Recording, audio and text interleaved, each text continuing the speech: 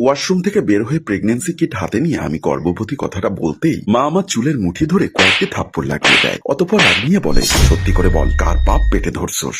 বল, এই কাজ কার সাথে করেছিস? তুই আমার মেয়ে হয়ে কিভাবে? ছি! শুরুটা এমন ভাষায় করলেও শেষটা খুবই খারাপ ভাষায় করে। অকথ্য ভাষায় গালি দিয়ে আমাকে বারবার আঘাত করতে থাকে আর জিজ্ঞাসা করে, বল, কার সঙ্গেই কুকাম করেছিস? প্রতিবারের মতো আমি একই জবাব দিই, আমি কিছু করিনি। আমি জানি না এটা কিভাবে হলো। সত্যি মা, আমার সাথে কারো কোনো সম্পর্ক নেই। আমার কথা মা বিশ্বাস করতে পারল না। হাতে গর্ভবতী হওয়ার প্রমাণ নিয়ে কেউ নিশ্চয়ই কথা বিশ্বাস করবে না, কিন্তু সত্য এটাই, আমি আমার সজ্ঞানে কোনো ভুল কাজ করিনি। আমি বারবারই একই কথা বলে যাচ্ছিলাম। মা রেগে মেগে আমার দিকে তাকায়, অতঃপর চলে গেল। কতক্ষণ ঘরের মধ্যে হওয়া আমার এবং মায়ের কথা চাচি শুনতে পায়। চাচি খেপে গিয়ে মাকে বলে, এসব কি শুনতাছি? তোমার মাইয়া এত বড় অঘটন ঘটাইলো? মা ফোন করে বাবাকে সবকিছু বলে আর বাসায় ডাকে, তাড়াতাড়ি বাসায় আসতে বলে। অনেক চিৎকার চেঁচামেচি করে। এদিকে আমি বসে হাউমাউ করে কান্না করে দিয়েছি। আমি জানি না এটা কিভাবে হলো। আমার তো কোনো ছেলের সঙ্গে সম্পর্কও নেই, তবে আমি গর্ভবতী কিভাবে হলাম কিছুতেই আমার মাথায় আসছে না। আমি কিভাবে প্রেগনেন্ট হতে পারি? এসব আকাশকুসুম ভাবছিলাম। বাবা হন্তদন্ত হয়ে বাড়ি ফিরে আমার দিকে ছুটে আসে। আমার গায়ে হাত তুলেই প্রথম। সেই মুহূর্তে মাও আসে। বাবা রাগান্বিত গলায় বলে,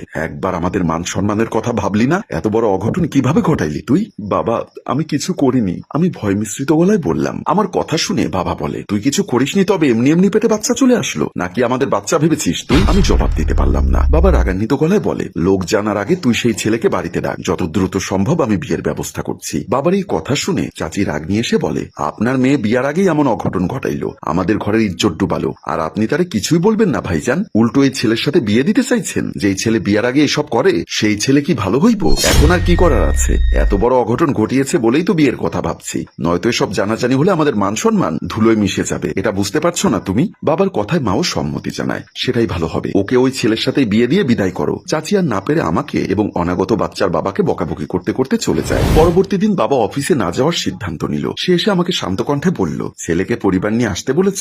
না। আমাকে আর কোনো কথা বলার সুযোগ না দিয়ে বাবা রেগে মেগে বলে, না মানে? তোমার মাথা ঠিক আছে? তোমাকে আমি কাল কি বললাম? এক্ষুনি ফোন দাও ছেলেকে এবং এক্ষুনি আসতে বলো। কিন্তু বাবা, একটা থাপ্পড় মারবো বেয়াদব মেয়ে। এত বড় সর্বনাশ করে হয়নি। এখন যা বলছি তা করছো না কিসের জন্য? সে ছেলেকে বিয়ে করতে চাও না? তাহলে কি শুধু ফুর্তি করার জন্য সম্পর্কে জড়িয়েছো? এত অধঃপতন হয়েছে তোমার? আমার শিক্ষার এভাবে অপমান করছো? বাবা এসব বলে আমার উপর প্রচন্ড রকম ভাবে রাগ ঝাড়তে থাকেন। এক পর্যায়ে বিরক্তি নিয়ে বললেন, এক্ষুনি তুমি ওই ছেলেকে ফোন দিবে এবং আমার সামনেই। বাবা এই কথা বলে আমাকে ফোন দেওয়ার জন্য জোরাজুরি করে। আমি বারবার বলার চেষ্টা করলাম কারোর সাথে সম্পর্ক নেই, কিন্তু বাবা শুনছিল না। অতঃপর চিৎকার করে বলে উঠলাম, কিভাবে ফোন দিব? আমার সঙ্গে তো কারো কোনো সম্পর্কই নেই। আমি তোমাদের বারবার বলার চেষ্টা করছি আমার কারোর সঙ্গে কোনো রকম সম্পর্ক নেই। তোমার কারোর সঙ্গে সম্পর্ক নেই, তাহলে বাচ্চা কিভাবে আসলো? বাবার এই কথার জবাব খুঁজে না পেয়ে আমি হতাশ গলায় বললাম, আমি জানি না, আমার তো মনে হয় কোনো সমস্যা আছে, আমি টেস্ট করতে চাই। বাবা আর কিছু বললেন না। বিকালে ডাক্তার দেখিয়ে বের হয়েই বাবা বললেন, রিপোর্টে কোনো সমস্যা নেই। আমি নিজে ডাক্তারকে দ্বিতীয়বার চেক করতে বলেছিলাম,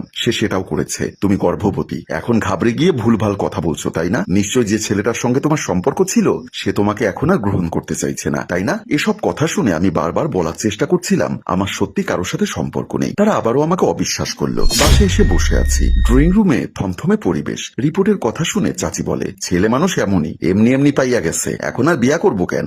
নষ্টামি করতে যাওয়ার সময় তোর এই কথা মনে পড়ে নাই? এই বংশে এমন জঘন্য কাজ কেউ করে নাই, তুই করছোস। পুরা বংশের মান সম্মান খুয়াইলি। অহন এই কথা জানাজানি হইলে তো অন্য কেউ তোরে বিয়াও করতে চাইবো না। সিসি। বাবা এবার তার রাগ নিয়ন্ত্রণ করতে না পেরে আমার গালে কষিয়ে একটি থাপ্পড় বসিয়ে দেয়। অতঃপর বলে, ওই ছেলের ঠিকানা দে। এই সব কাজ করে এখন বিয়ে করবে না? ওকে বিয়ে করাচ্ছি আমি, তাড়াতাড়ি ঠিকানা দে। আমি অসহায় চোখে বাবা মায়ের দিকে তাকালাম। তাদের বারবার করে বিশ্বাস করানোর চেষ্টা করছি সত্যি আমার কারোর সাথে সম্পর্ক নেই, সেখানে ঠিকানা কিভাবে দিব? কিন্তু বাবা মা বিশ্বাস করছিল না। অতঃপর না পেরে আমি গতকাল যে ডাক্তারের ফোন নাম্বার নিয়ে এসেছিলাম তাকে ফোন দিলাম। তাকে অনুরোধ করে বললাম, স্যার প্লিজ আমার রিপোর্টটা আবার দেখুন না, আপনাদের হয়তো কোথাও ভুল হচ্ছে, আমি গর্ভবতী হতেই পারি না। ফোনে প্রথম এসব কথা বলায় ডাক্তার বুঝতে পারলো না, তাই বলল, কি আপনি? অতঃপর আমি তাকে আমার পরিচয় দিলাম। গত 3 মাস ধরে আমার পিরিয়ড হচ্ছিল না বলে তার কাছে গিয়েছিলাম আমি। অতঃপর সে কয়েকটি টেস্ট করতে দিয়েছিল, যার মাঝে প্রেগন্যান্সি টেস্ট ছিল, আর সেটা পজিটিভ এসেছে। আমি শান্ত গলায় তাকে বললাম, দয়া করে আমার রিপোর্ট আর একবার দেখুন, আমি গর্ভবতী হতে পারি না, এটা সম্ভব নয়। আমি ডাক্তারের সঙ্গে এসব কথা বলছি দেখে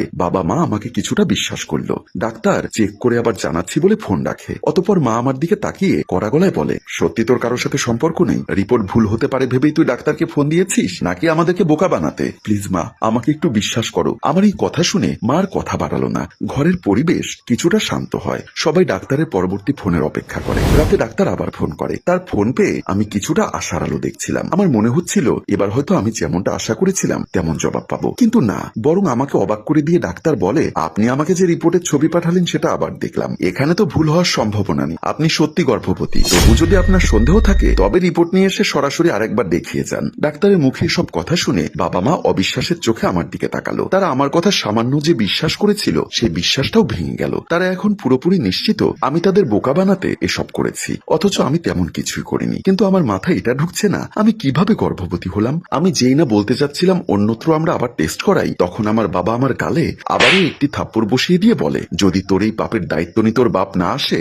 তবে জেনে রাখ এই বাসায় তোর কোনো জায়গা হবে না। সম্মানিত ভিউয়ার্স, গল্পের এই অংশে টানটান উত্তেজনা রেখে পর্বটি শেষ করলাম। দ্বিতীয় পর্ব দেখতে চাইলে বেশি বেশি কমেন্টস এবং শেয়ার করবেন। ধন্যবাদ। গল্পটির ভাবনা ও পরিচালনায় অভিক, ক্যামেরায় শিহাব ও শাকিল এবং প্রযোজনায় মঞ্জুর মোর্শেদ। ধন্যবাদ।